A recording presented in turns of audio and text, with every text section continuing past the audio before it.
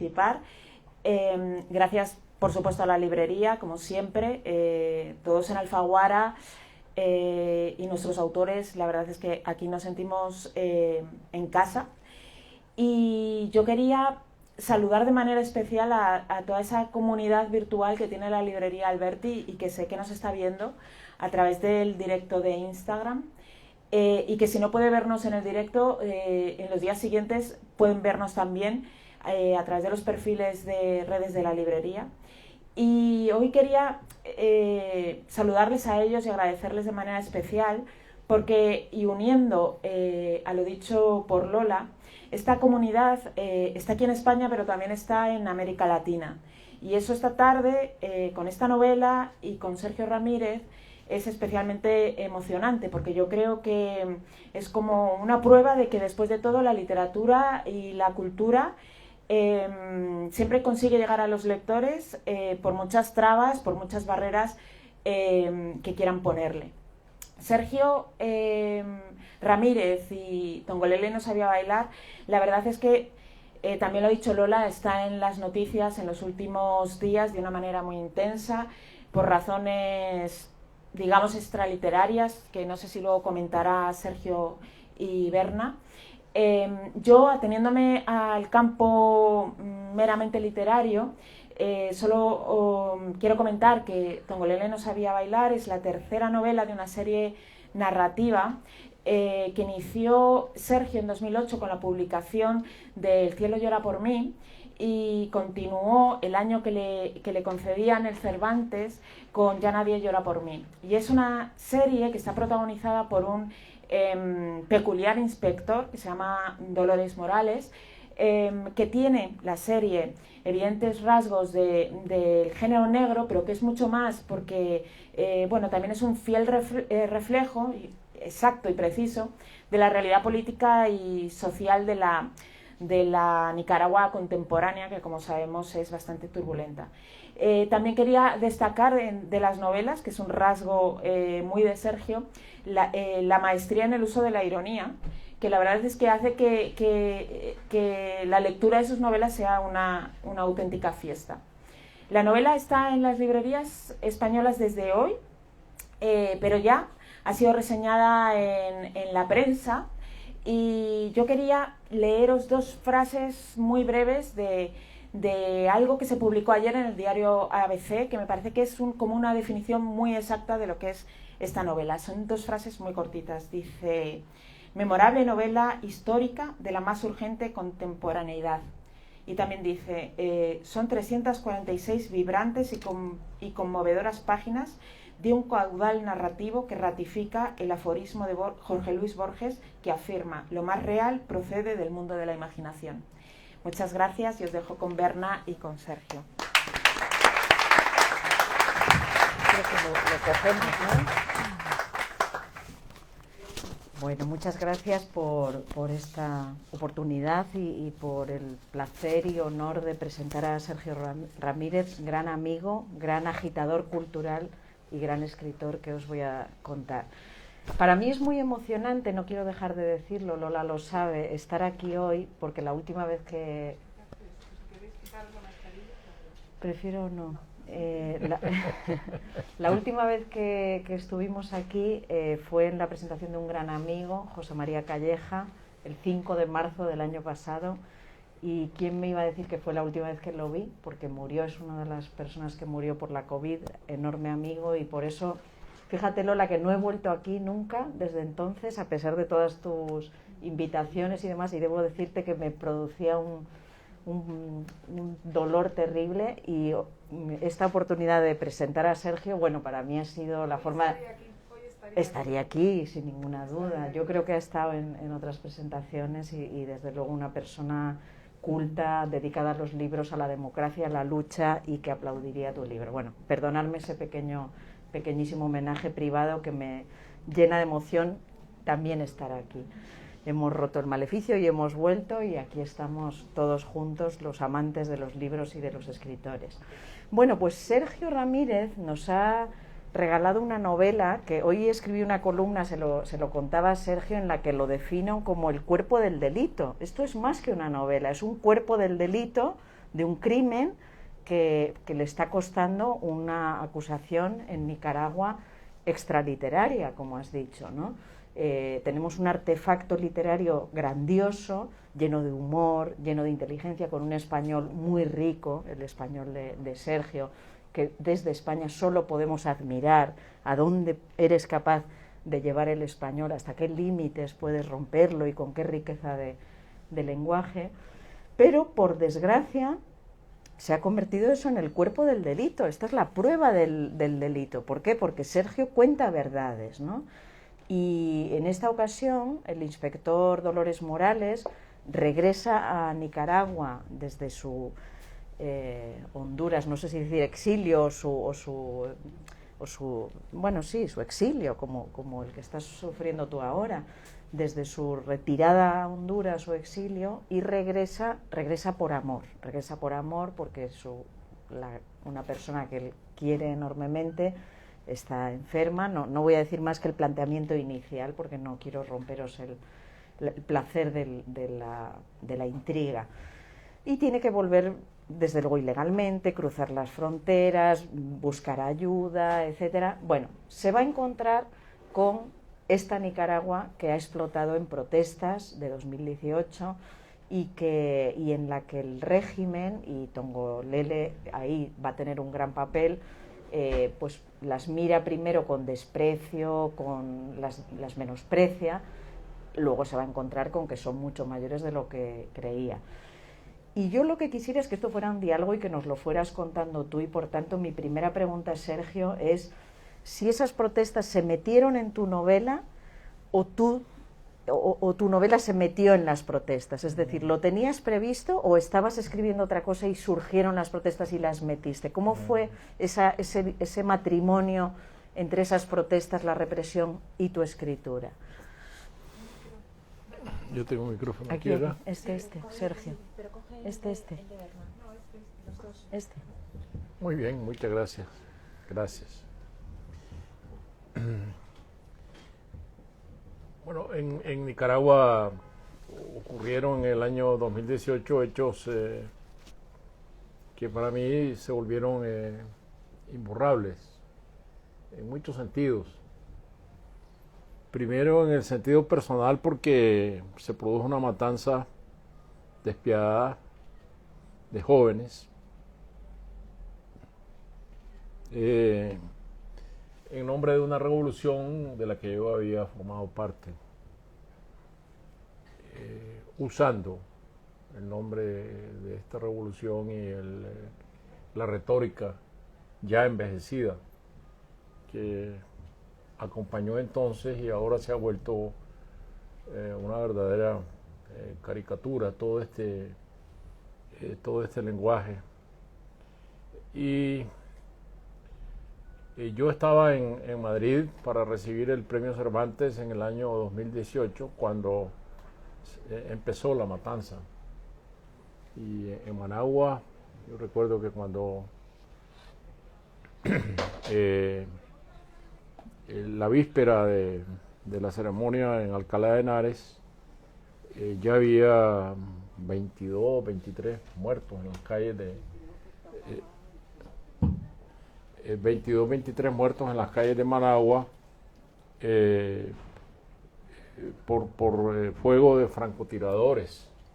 Acababan de inaugurar un estadio donado por el gobierno de Taiwán, un estadio ultramoderno de béisbol, y desde el techo de ese estadio habían colocado los francotiradores para asesinar por la espalda a los jóvenes. Y el caso más emblemático para mí fue el de un niño de 16 años, Álvaro Conrado, que llevaba una botella de agua corriendo a unos muchachos que estaban en una trinchera y le dispararon por la espalda, le metieron un balazo en el cuello y fue de hospital en hospital la gente que lo llevaba y en ninguno lo quisieron recibir, hasta que al final llegó demasiado tarde a un quirófano y murió. Yo siempre supe que cuando se habla de 420 muertos, en una masacre que se desarrolló a lo largo de varios meses. Por muy documentados que estos hechos estén en los informes de las comisiones de derechos humanos de las Naciones Unidas, de la Comisión Interamericana de Derechos Humanos, de Amnistía Internacional, esto es una simple estadística. Pero bueno, en ese comienzo yo recuerdo que en esta víspera de la entrega del premio había una manifestación de nicaragüenses en la Puerta del Sol y yo fui a esta manifestación y una muchacha que estaba allí presente me puso en el cuello de la chaqueta un lazo negro. Y yo reflexioné en ese momento que yo al día siguiente iba a hablar un discurso que yo había pasado preparando con mucho cuidado, mucho tiempo, en el Paraninfo de la Universidad de Alcalá, y que yo hacía ahí una reflexión sobre la literatura, sobre la vida, y yo sentía que algo estaba haciendo falta, que eran estos hechos que apenas estaban empezando.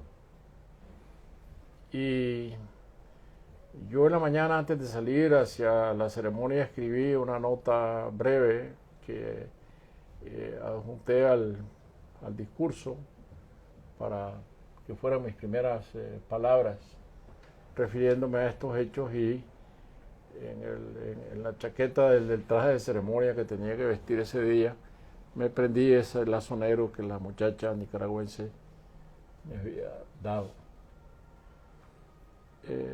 Esta es la manera como yo entré como escritor a lo que estaba ocurriendo en Nicaragua. Y después yo sentía que yo tenía que ocuparme de estos hechos tan brutales, y comencé a escribir una serie de crónicas para un libro donde relataba los hechos más significativos que se habían dado a lo largo de esos meses. Como decía antes, yo quería que se libraran de la simple estadística, del simple color que tienen las estadísticas. Pero me di cuenta que lo que yo estaba escribiendo, que entre los casos que más me habían impresionado, el de un niño en Masaya que de rodillas le pide a su verdugo que no lo mate porque le dijo: vos me conocés. Era su instructor del equipo de fútbol en el barrio donde él vivía, y de todas maneras lo mató. O el caso de un monaguillo en León que también fue asesinado, tenía 14 años. O el incendio de la fábrica de colchones donde murió toda la familia abrazada, sofocada por el fuego, por el humo. O el asalto a la iglesia La Divina Misericordia, donde pasaron toda la noche disparando contra la gente que se había ido a refugiar a esa iglesia. Eran hechos que era imposible que pasaran desapercibidos ante los ojos de un escritor. Pero yo me di cuenta que yo estaba escribiendo crónicas de segunda mano, porque yo no había ido a hablar con las víctimas o con los familiares de las víctimas, no había visitado los lugares en Masaya, en León, donde se habían dado estos hechos. Y me di cuenta que en una novela no hay hechos de segunda mano, que en una novela cabe todo. Y resolví que algunos de estos hechos tan significativos yo tenía que ponerlos en las páginas de una novela. Y por eso es que entraron en esta novela estos hechos. Al mismo tiempo me di cuenta de que hechos demasiado recientes siempre corren el riesgo de convertirse en armas de protesta dentro de las páginas de una novela. Y yo siempre he sido muy descreído de que la novela sirva para denunciar o para acusar. Si una novela es un universo en donde el lector tiene que sacar sus propias conclusiones y ver la calidad compleja que tienen los hechos. Y me pareció que una novela negra como esta era el mejor vehículo que yo tenía para tomar distancia de esos hechos. Pero una novela negra que es también una novela realista y que también para mí es una novela picaresca, por la forma en que los personajes están viendo los acontecimientos y que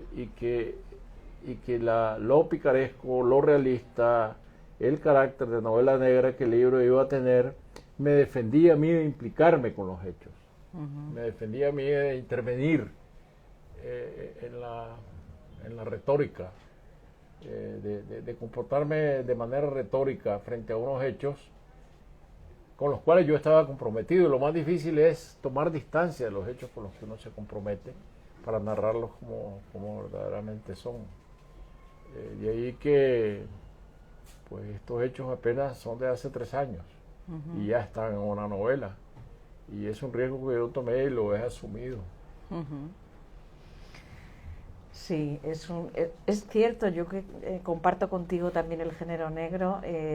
Sí, es cierto que el género negro nos sirve para retratar la realidad e incluso vengarnos, ajusticiar y hacer todas esas cosas que en la realidad no podemos hacer, ¿no? Y resolver incluso cosas que en la realidad no se resuelven, ¿no? Aquí se resuelven de otra manera. Hay muchos personajes interesantes, me gustaría ir tocando todos, y muchas situaciones interesantes, vamos a ver si lo conseguimos, y mucho humor, mucha ironía, tú lo has dicho también. Hay un momento, todos conocéis los árboles de la vida, que se llaman, ¿no? Que la pareja presidencial ha llenado Nicaragua, Managua y otras ciudades de estos árboles, así con estas formas, bueno, no prefiero no describirle, sino que lo hagas tú. Incluso nuestro Tongolele, el enemigo del inspector Morales, hay un momento que se le escapa decir en alto, y todo por estos árboles de mierda, ¿no? Hay muchos momentos muy irónicos, muy hasta dentro del régimen, dicen estos árboles de mierda que mandó plantar la pareja de la vicepresidenta de Nicaragua. Quisiera que nos contaras, bueno, y también quería comentar cómo en otras revoluciones, en otras protestas, en cualquier país, pues en Rusia, que yo era allí corresponsal, tiraban las estatuas de Lenin, en Irak las estatuas de Saddam Hussein, y aquí los chavales tiran los árboles de la vida, ¿no? Es un símbolo para ti de ese poder omnímodo y es un símbolo de esta protesta. Me gustaría que nos hablaras un poco de cómo has elegido estas figuras tan emblemáticas de esta pareja para configurar tu trama también, ¿no? Bueno, la verdad que las protestas de abril del 2018 en Nicaragua, si nos vamos a la historia, a la historia real, ¿no? Comienzan porque el Instituto Nicaragüense de Seguridad Social entra en barrena, entra en quiebra, porque todas las reservas de la seguridad social son dispendiadas en préstamos que se hacen a los amigotes del régimen y a los mismos hijos de Ortega, a los familiares del régimen, para comprar canales de televisión, para hacer negocios, construir edificios de apartamentos. Y son negocios que resultan insolventes y el Instituto de Seguridad Social queda quebrado. Entonces lo que se le ocurre a Ortega es rebajar las pensiones de los más viejos para salvar de la quiebra al instituto, ¿no? Y cambiar las reglas de cómo se van de los plazos en que alguien va a recibir una pensión, y eso es lo que desata la protesta. Salen unos ancianos no me gusta mucho la palabra anciano a mí. Salen los de la tercera edad, como se dice se dice eufemísticamente, ¿no? A protestar y las turbas armadas del gobierno de Garrote salen a paliarlo. Y esto provoca una reacción juvenil que se repercute en Managua. Salen los estudiantes de las universidades a protestar porque todo el mundo ha visto en las pantallas de los celulares esta barbarie contra los ancianos, ¿no? Y allí comienza realmente la protesta, pero para un novelista las cosas son distintas. Y yo pensé que las protestas deberían iniciarse por la presencia abrumadora de los árboles de la vida en el país. Es decir, que las protestas comienzan cuando hasta en los patios de las escuelas quieren sembrar estos armatrostes de metal, que están por todas partes, porque cuando el inspector Morales y Rambo regresan clandestinamente de la frontera donde han sido desterrados, la frontera con Honduras, al amanecer, en su escondite lo primero que divisan son estos árboles que están instalando en lo alto de un cerro. Esta omnipresencia de unos símbolos esotéricos en los cuales se basa un poder político, esto es admirable. Es que un la invento realidad único. se los regale a uno, exactamente, porque y antes de eso está los altares llenos de flores, porque las flores tienen un poder mágico también, de acuerdo con todas estas concepciones que están tomadas del gran gurú que inspira, no, porque en Nicaragua no es Carlos Marx el que inspira la revolución, sino que es Sai Baba. Sai Baba es el santo oficial del régimen, ¿no? Y hay asesores brujos y gente que viaja en los planes por los planes astrales, etcétera. Este es el tipo de poder que yo quería retratar, y nada mejor que hacerlo a través de los árboles de la vida, que de todas maneras en la realidad cuando salen los centenares de miles a la calle a protestar, lo primero que hacen es derribar los árboles de la vida. Y no lograron derribarlos todos porque después comenzó la represión armada, pero cayeron muchísimos. Sí. Hubo una gran tala de estos árboles de la vida. Sí. Es único en el mundo, es verdad, eso, estos árboles, el esoterismo. Hay un personaje fabuloso que es Zoraida, que bueno, sin desvelar demasiadas cosas, que precisamente es el poder del esotérico de una persona que es adivinadora, bueno, pues que adquiere enorme poder sobre la pareja presidencial, que yo no sé si en este personaje, Zoraida, que es madre de Tongolele, no sé si estás dibujando a Rosario Murillo o a uno de esos asesores. ¿Cómo has creado a Zoraida? ¿Cómo la has creado?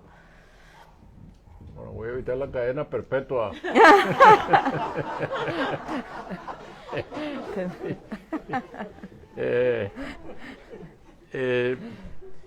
¿Ves cómo está lleno de humor? Es que existen estos asesores. Sí.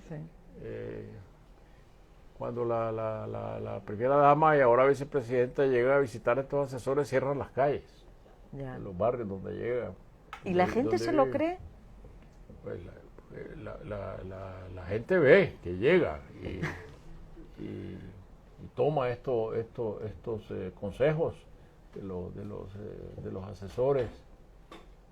Por eso es que la novela, cuando esta mujer cae en desgracia, la reponen con otro asesor que llaman desde Guatemala, porque este ha sido asesor del presidente de Guatemala, que es un payaso. Pues, es decir, no lo digo con respeto, pues era su profesión, ser payaso, pero fue presidente de Guatemala. Y era el asesor de este payaso, el nuevo asesor que llaman para sustituir a Zoraida. Pero claro, como esta novela tiene una última página, todo lo que está después de la última página ya queda fuera de del contexto de la novela. Ahora los árboles de la vida están siendo desplazados por la estrella de 5 picos. Ahora desde unos drones toman las fotografías de los actos oficiales donde están sentados todos los parejas presidenciales, los ministros, los altos oficiales del ejército, y es una estrella de 5 picos ardiendo, y ellos sentados en círculos alrededor, como un aquelarre. Y eso es lo que está de moda ahora. Ya no, los árboles de la vida ahí están, sembrados siempre, pero el centro ahorita de la imagen mágica del poder son las estrellas de 5 picos. Sí, un poder, por cierto, absolutamente caprichoso, claro, porque la Zoraida o bueno, pues todos estos asesores finalmente en sus adivinaciones señalan lo que el régimen quiere señalar y bueno, no se nos va a escapar en este foro de gente racional y bien pensante. Quisiera también destacar el papel que atribuyes en esta novela a la Iglesia, a hombres de la Iglesia, ¿no? Hay un monseñor perseguido porque habla por la radio y habla y en sus sermones, da voz en la radio a la población que tiene desgracias y que las quiere contar, y él en sus sermones es absolutamente claro. Y hay otros sacerdotes, otros curas que bueno, van a ir ayudando a nuestro inspector y que les has dado un papel muy positivo, muy interesante, irónico también. Siempre el humor está en toda la novela y eso la salva, digamos, de esta sobrecarga tan dramática que hablándola y viviéndola es mucho más dramática que en la novela, donde al final es una novela donde nos podemos entretener, ¿no? Entonces quisiera preguntarte por este papel del monseñor perseguido, de estos curas. Les has hecho un homenaje, digamos, a sacerdotes reales, imagino, que están tomando un papel al lado del pueblo, ¿no? Sí, es evidente. Obispos, curas. Cuando Ortega se vio acosado por las protestas, que no podía controlarlas, y yo creo que él vio cercano a su fin, entonces se le ocurrió llamar a la iglesia a que organizara un diálogo nacional. Y lo irónico es que no había con quién organizar el diálogo porque él mismo se había encargado de baratar a la oposición política. Entonces los obispos aceptaron organizar el diálogo y empezaron a escoger de dedo quiénes iban a sentar del otro lado de la mesa. Eso no está en la novela, pero es novelesco. Quiénes iban a sentar, porque oposición no existía, entonces escogieron empresarios, escogieron líderes juveniles, escogieron algunos dirigentes políticos, gente que tenía prestigio en el país. Y fue cuando Ortega se presentó a ese diálogo que se celebró en el Seminario Nacional con una caravana inusitada como de 60 vehículos militares sobrevolados por helicópteros. Y yo lo que creo que tenía era mucho miedo. Es decir, muchas veces el exceso de poder lo que demuestra es miedo. Entonces él entró, se sentó, y un muchacho que se llama Lester Alemán se puso de pie y le dijo: mira, aquí lo que venimos a discutir es cómo se va usted del poder. No, eso es todo lo que vamos a discutir, no vamos a discutir nada más. Tú le veías a este hombre la cara demudada. Hoy está Lester Alemán pagando esas palabras, porque lo tienen en una celda que no le apagan la luz nunca, las 24 horas del día, y sometido a interrogatorios a la medianoche, en la madrugada, ya completamente desestabilizado emocionalmente. Pero entonces, cuando él vio que ese diálogo para lo que le serviría era para ganar tiempo, mientras preparaba las fuerzas paramilitares. Y entonces son las fuerzas paramilitares las que entraron a resolver el problema. Y todavía recuerdo en la televisión a Eden Pastora que fue contra, que fue sandinista y todo lo que ha sido posible, riéndose a carcajadas diciendo todo se terminó cuando el comandante dijo a quitar los tranques, a quitar la barricada, y eso ya no fue ningún problema. Es decir, fueron a agredir a la gente que estaba desarmada, porque esta es la primera rebelión que ha habido, creo, en la historia de América Latina, no ha habido una sola arma. Y por eso que se produjo una matanza muy grande. Entonces el papel de los curas delante de esta situación para mí fue una enorme valentía. Y gente como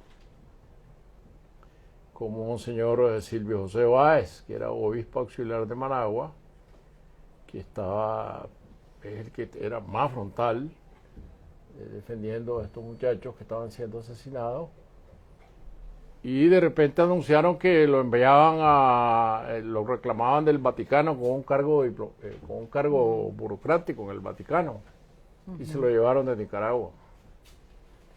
Y cuando el Monseñor Báez llegó a Roma, nadie lo estaba esperando.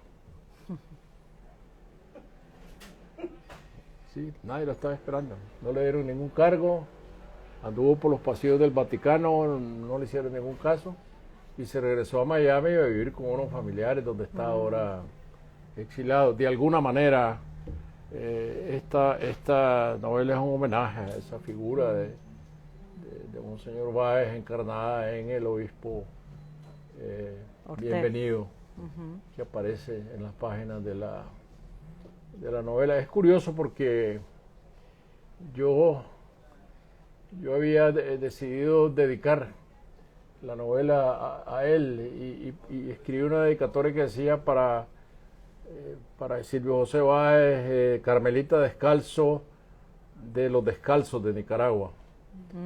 Y después yo dije, esto va a ser muy obvio, y quité la dedicatoria. Y ahora que este libro ha sido pirateado en Nicaragua, porque todo el mundo lo está leyendo gratis a través de las redes, lo curioso es que la versión que está circulando es esa, con esa dedicatoria. No sé de dónde la habrán sacado. Madre mía. Sí. Eso es para el inspector Morales, Sí, una próxima es un investigación. Caso. Es un caso. Porque no creo que de Alfaguara haya salido el PDF. Qué cosa, los PDFs que a veces uno los manda para algún motivo y no sabíamos que podía caer en manos de quienes quieren quitarte el sustento, ¿no? Pero esto de piratear el libro fue empezado por gente muy joven, ¿no? De esos que saben piratear. Los viejos no sabemos cómo se hacen los pirateos. Y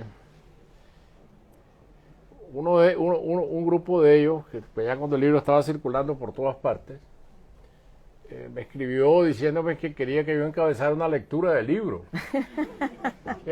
¿Qué iban a hacer? Por eso yo le explicamos que esta es una forma de resistencia, no es una piratería, es una forma de resistencia.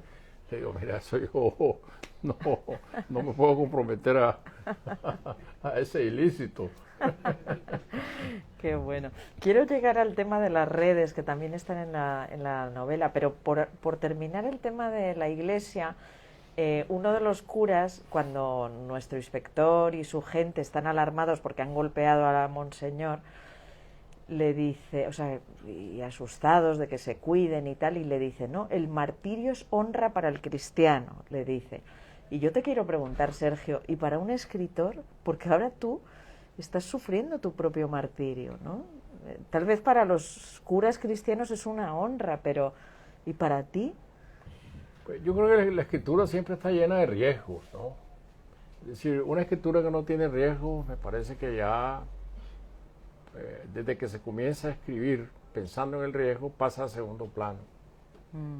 Es decir, cuando uno se impone la autocensura por los peligros o los riesgos que puede ocurrir, o porque puede ofender a alguien, también en la vida privada existe, ¿no? Que uno está pensando en un personaje que se puede ofender y entonces dice, mejor no me meto con esta persona. La autocensura es el peor enemigo de la escritura. Yo efectivamente cuando empecé a escribir esta novela y sabía de qué iba, es decir, de hechos criminales cometidos en nombre del Estado y de un Estado esotérico, yo sabía que eso no iba a caer bien. Claro. Hasta qué extremo de mandar a meterme preso, no, yo no podía decirlo. Pero yo creo que yo he usado siempre un ardid para estas situaciones, y es escribir el libro y decir, mira, seguí escribiendo como si nadie fuera a leer nunca este libro. Y cuando terminemos, veamos. Y ya cuando uno terminó, entonces ya no se acuerda de mucho de los riesgos. Y tampoco está dispuesto a dejar de publicar el libro. Yo sí medité mucho al final, cuando el libro estaba escrito y ya habíamos terminado el trabajo, ya el libro le habíamos sacado las últimas pequeños defectos que pudiera haber tenido. Hicimos muchísimas revisiones. Yo dije, yo tengo la opción de pedirle a la editorial que dejemos este libro para el año que viene. Pero es que tampoco un libro se puede dejar para el año que viene, porque el año que viene siempre es lo mismo. Entonces yo digo, vamos adelante.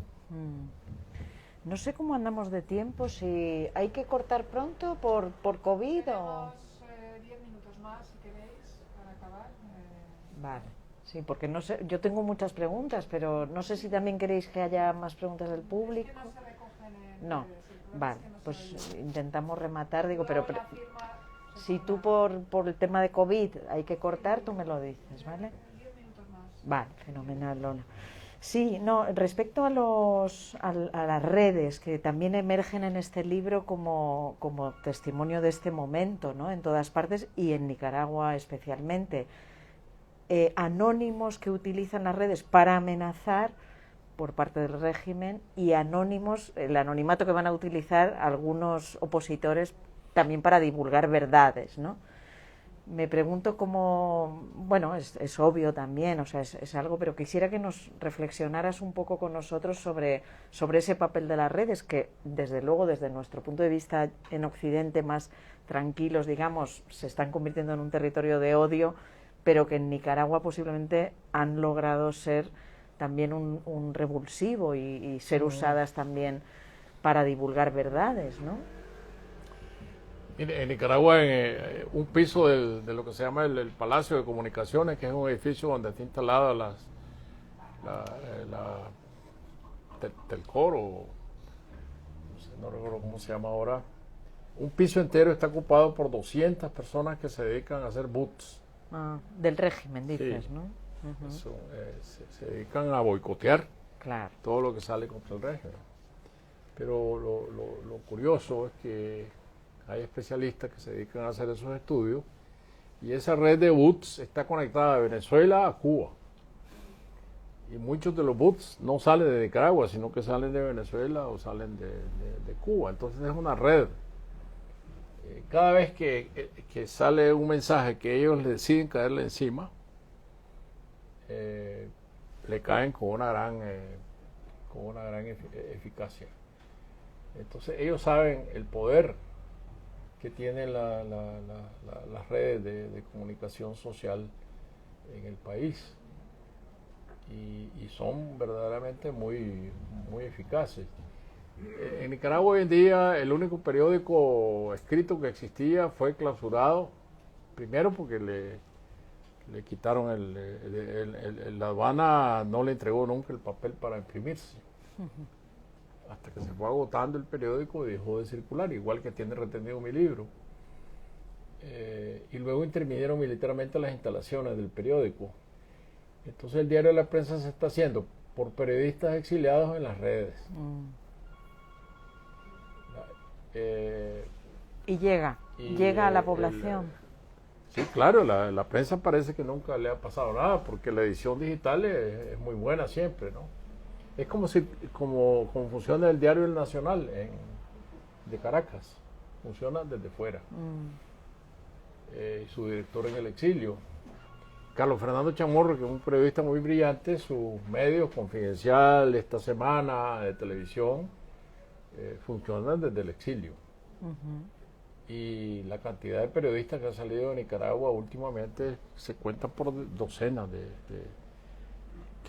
pero el que se va al exilio mantiene los podcasts, mantiene los canales de YouTube abiertos a las noticias, mantiene funcionando sus medios.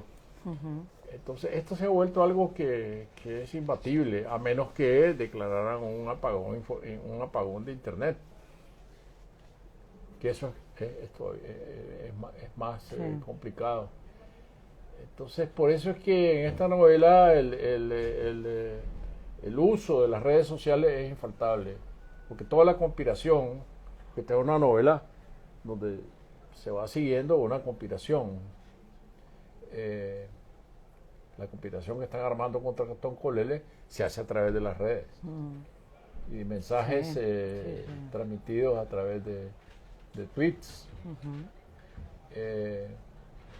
Y por eso en un libro como este es infaltable el uso de las redes sociales.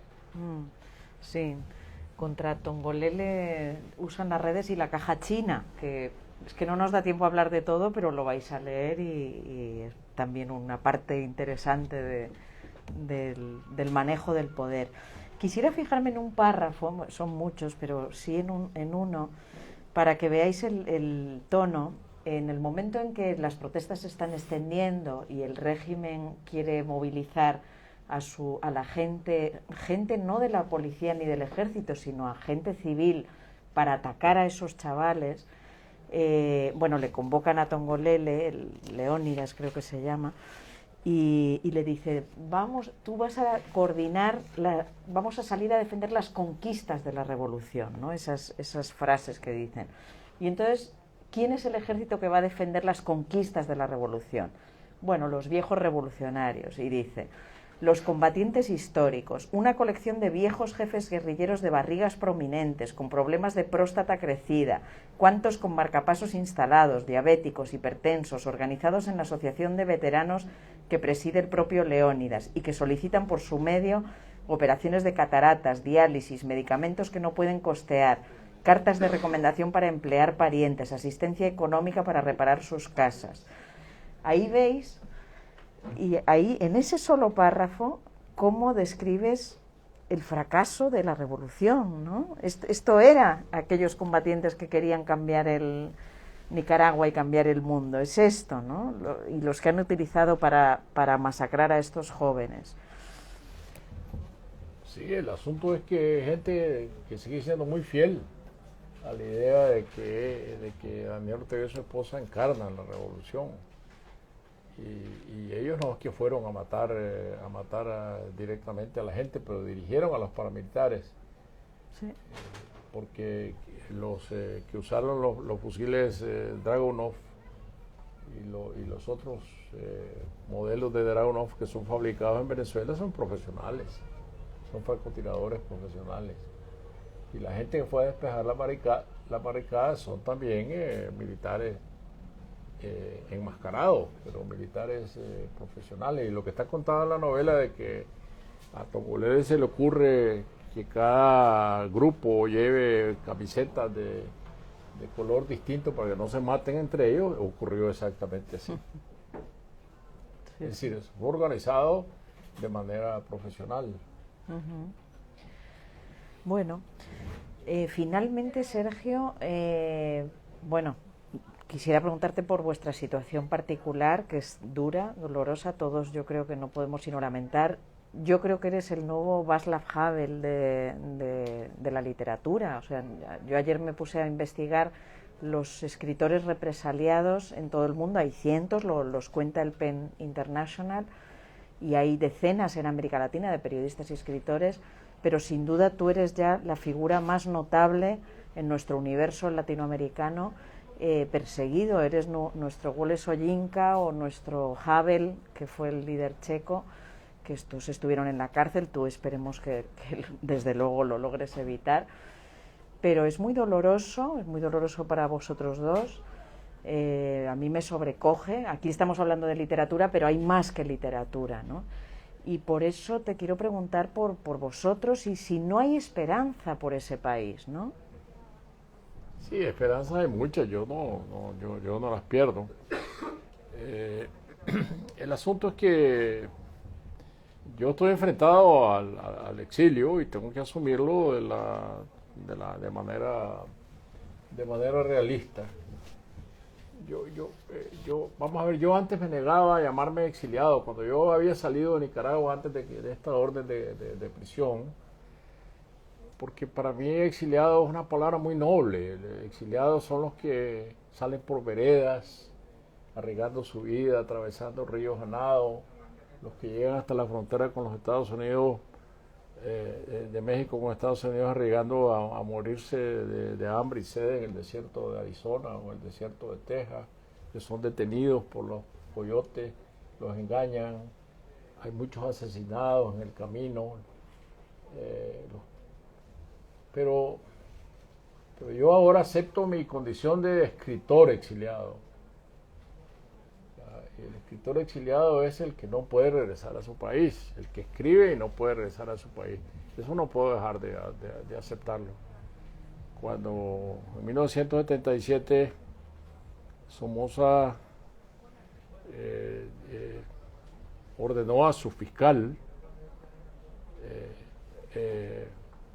que me acusara de terrorismo, de incitación de asociación ilícita para delinquir, de incitación a la violencia.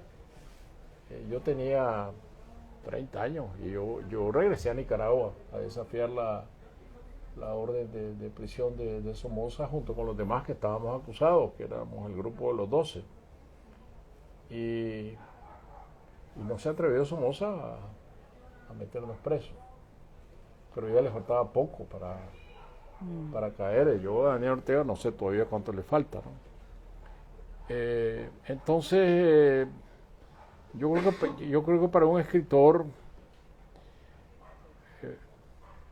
lo peor que le pueden confiscar a un escritor es la lengua. Y a mí no me la pueden confiscar. Yo recuerdo el caso de Sándor Márai, muy dramático porque el húngaro es un idioma muy insular y él escribía en húngaro y entonces en húngaro nunca volvieron a publicar sus libros y él en ese momento no era tan famoso como para estar traducido. Él se fue a San Diego. Yo creo que parte de su decepción que lo llevó al suicidio era que él se quedó sin lengua. Un escritor sin lengua es lo peor que le puede pasar. Pero a mí no me dejan escribir en Nicaragua o prohibir mis libros en Nicaragua y mi lengua es inmensa. Claro. Yo escribo una lengua inmensa con la cual Ortega nada tiene que ver. Ortega puede dar cualquier orden en su aduana, pero la lengua que yo escribo tiene una dimensión enorme. Y por eso es que yo no me siento mudo, ni me siento callado. Entonces, lo que a mí no me pueden quitar son las palabras. Bueno, pues a una mala dictadura como la que tenemos y sufrimos y sufrís sobre todo vosotros en Nicaragua, por fortuna nos queda una gran literatura que nos salva. Así que os pido un aplauso muy grande para Sergio, Julita, y que leáis este libro maravilloso. Gracias. Muchas gracias.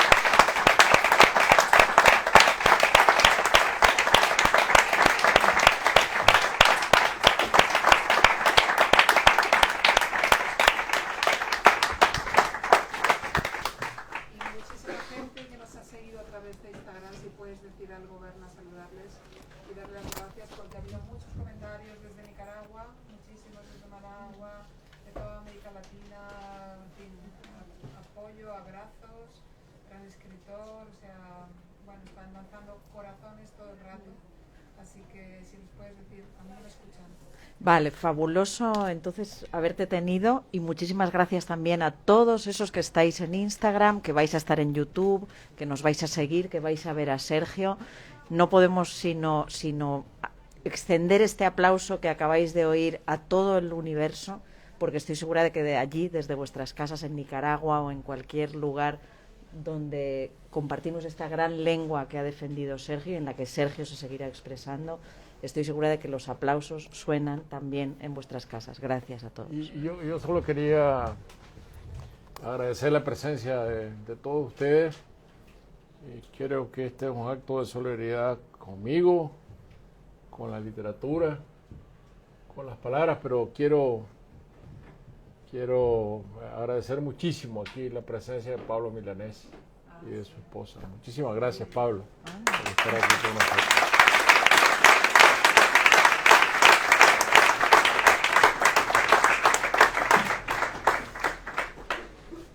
Bueno, pues a firmar. Ahora vamos a montar la mesa para firmar, Sergio, si te parece fuera, por el tema COVID, por el tema COVID. Bueno, muy bien.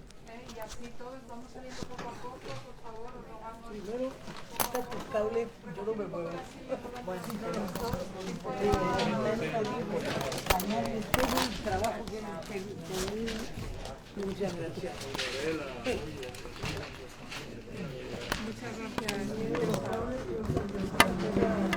esto aquí, siempre.